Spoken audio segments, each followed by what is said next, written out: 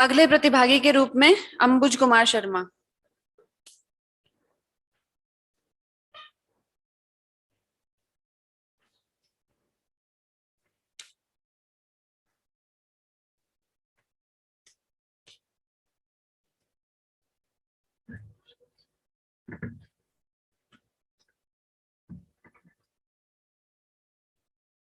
आदरणीय मंच और समस्त उपस्थित विद्वज्जन, सबको मेरा नमस्कार।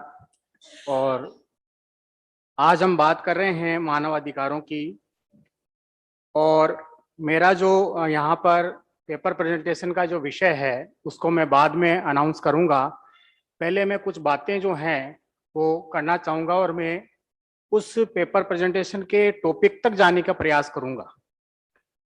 आज हम मानव अधिकारों की बात कर रहे हैं, वह अधिकार जो संविधान ने हमें दिए हैं और ये संविधान के मूल अधिकारों के नाम से जाने जाते हैं। संविधान में क्या क्या कहा गया है और ये बातें कहाँ कहाँ से ली गई है ये हम सब जानते हैं, बचपन में भी पढ़ते आए हैं, अभी भी पढ़ते होंगे कि जैसे अमेरिका से मौलिक अधिकार की बात कही गई है, अमेरिका से लिए गए हैं। ब्रिटेन से संसदीय प्रणाली, कानून निर्माण, जर्मनी से आपातकालीन शक्तियां, दक्षिण अफ्रीका से संविधान संशोधन, आयरलैंड से नीति निर्देशक तत्व है, आदि कई विषय यहाँ से लिए गए हैं।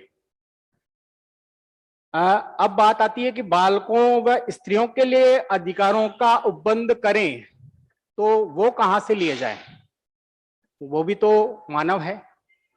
तो मानव, संपूर्ण मानवता के लिए उनके लिए अलग से उपबंध करने की आवश्यकता क्यों है? तो मैं आपको एक इतिहास के आलोक में ले जाना चाहूंगा, जहां पर एक महान ग्रंथ लिखा गया और उस महान ग्रंथ में कुछ ऐसी बातें लिखी गई जो शायद आज इस संविधान में उपबंध बनकर हमारे सामने आ रही है। मैं ग्रंथ का नाम भी पहले नहीं लूंगा, अनाउंस नहीं करूंगा, मैं बाद में ही करूंगा, क्योंकि मैं चाहता हूं कि एक बार आपको उसके आलोक में लेके जाऊं। बहुत सालों पहले हमारे यहाँ पर एक महर्षि हुए, उन्होंने कहा कि यस्त्र नारिस्तु पूज्यते रमन्ति तत्र देवता, कि जहां पर नारियों की पूजा होती है वहां देवता रमण करने आते हैं।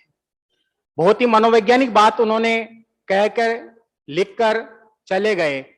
तो वो जो बात है वो आज उपबंध के रूप में हमारे संविधान के अंदर लिखी गई है।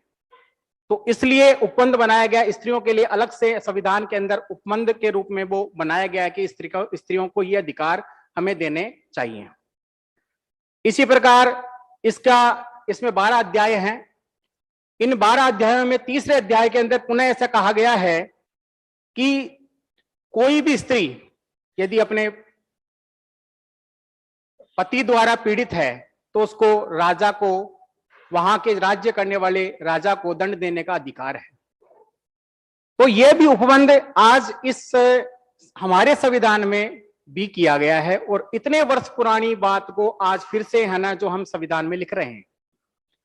फिर बात करते हैं हम इसी के अंतर्गत की अनादर के कारण कोई स्त्रियां पीड़ित और दुखी होकर पति, माता, पिता, भाई, देवर आदि को कोई भी कोसती है, श्राप देती है, या एक मान लीजिए कि घर में परेशान रहती है, तो वह परिवार कभी भी पनपता नहीं है। ऐसी बात भी उन्होंने कही है।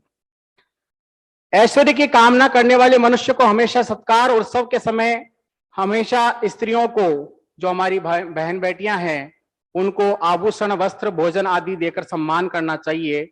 और जो पुरुष अपनी पत्नी को प्रसन्न रखता है, पत्नी अपने पति को प्रसन्न रखती है, दोनों का आपस सामंजस्य बिठाकर जो चलता है वो परिवार हमेशा प्रसन्न रहता है।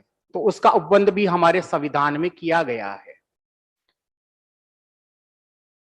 इसी प्रकार इसके 9वें अध्याय में फिर से गणना की गई है और बताया गया है कि संतान को जन्म देकर भाग्य का उदय करने वाली स्त्रियां सम्मान के योग्य हैं। घर को प्रकाशित करने वाली ये जो स्त्रियां हैं वो इनको, जिन्होंने ये लिखा है उन्होंने कहा है स्त्रियों के 3 नाम हैं, शोभा, लक्ष्मी और महालक्ष्मी।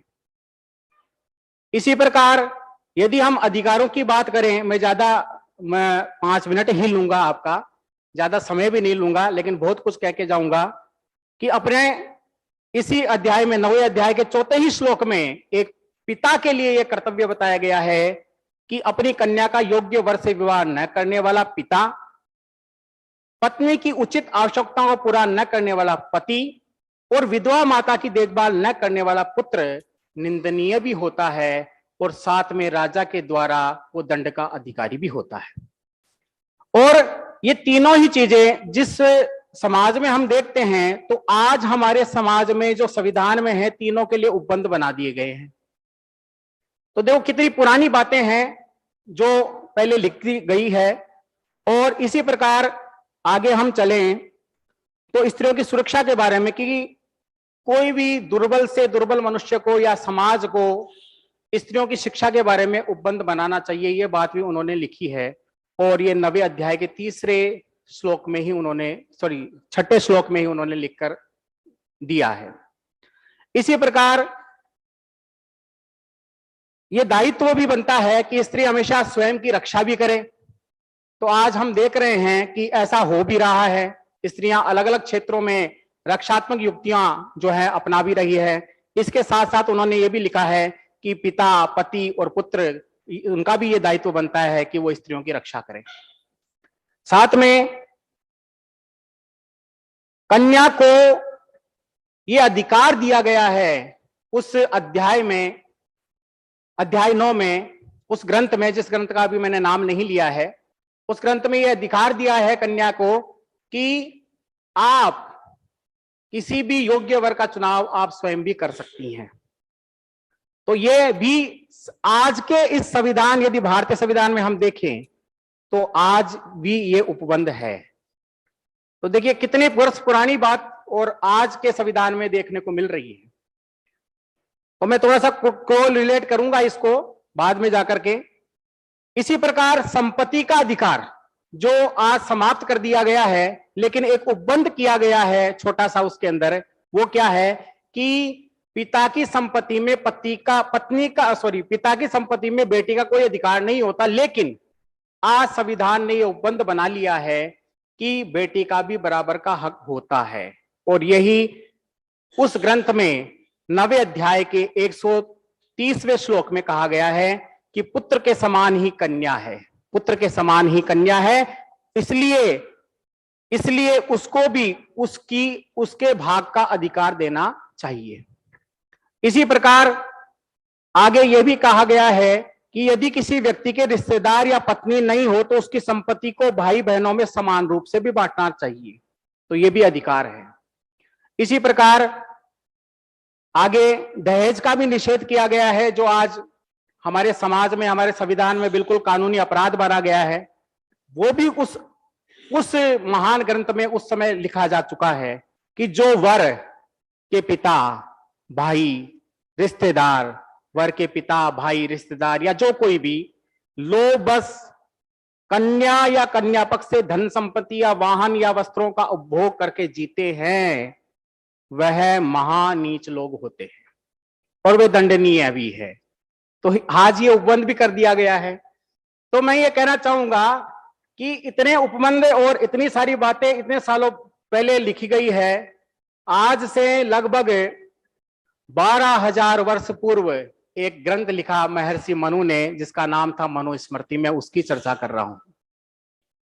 और इतने उपबंध उन्होंने पहले ही लिख डाले और लिख करके इतने अधिकारों को, जो स्त्रियों के लिए भी था, पूरे समाज के लिए भी था, और उन्होंने लिख करके हमको दिया भी। और आज इस संविधान ने उसको मान करके उसी लाइन पे चल रहा है भी।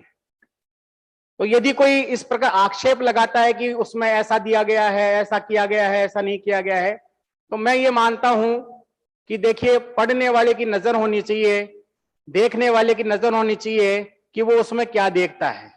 मैंने जो देखी वो बात मैंने लिख के ले आया, आप जो देखोगे वो आप लिख के लाओगे। तो इस प्रकार की बातें हैं, ये अलग अलग बातें हैं, उसमें कोई वो बातें हैं। अब वो अलग अलग चीजें हैं।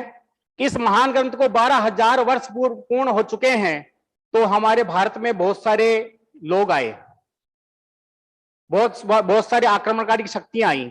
तो ये ग्रंथ ऐसा कि ऐसा ज्यों का त्यों थोड़ी रह सकता है। इसमें कुछ आक्षेप भी जोड़े गए होंगे, कुछ विभिन्न बातें जो अच्छी थी उनको बुरा भी बताया होगा, कुछ किया होगा इसके साथ, इसलिए कुछ गलत इसके साथ भी हुआ होगा। इतना ही कहकर मैं स्थान अपना ग्रहण करता हूं और ऐसा ही हमें मंच प्राप्त होता रहे, इसके लिए मैं IISc यूनिवर्सिटी का बहुत बहुत धन्यवाद करता हूं। ये बहुत ही विचारोत्तेजक प्रेजेंटेशन था और जो रहस्य इन्होंने रखा ये पहले ही वाक्य से वैसे उजागर हो रहा था। अच्छा था, आपने इसको सह संबंध स्थापित करने की कोशिश की, लेकिन मेरा एक सुझाव है कि यदि आप इसमें जो मौलिक उद्धरण है जी सर, उनको यदि श्लोक को आप बोलते भी वाचन करते तो इसमें विश्वसनीयता ज्यादा जमती। जी क्योंकि यदि मैं कहता हूं कि गीता के श्लोक नंबर इतना, हो सकता है कि यहाँ पे गीता के विशेषज्ञ नहीं हो और वो उस नंबर से वहां पर भ्रमित भी हो सकते हैं। जी सर, आगे समझ सकता हूँ, बहुत सी बातें इसमें थी वो है। और इसमें मेरा खुद का भी मानना ये है कि देखिए, मनु जिसे कहते हैं, मनु से अंग्रेजी में इसे मैन बोलते हैं और हिंदी में मानव लिया है। बहुत कुछ हम नजदीक नजदीक ही पहुंच रहे हैं। तो खैर, आपका धन्यवाद। बहुत सदन के लिए यहाँ पर अपनी जैसे जिज्ञासा है या कोई अपने उसमें और भी इस बात में कोई जोड़ना चाहिए तो आपका स्वागत है। कोई प्रश्न आपका? ठीक है, धन्यवाद, धन्यवाद आदरणीय मंच।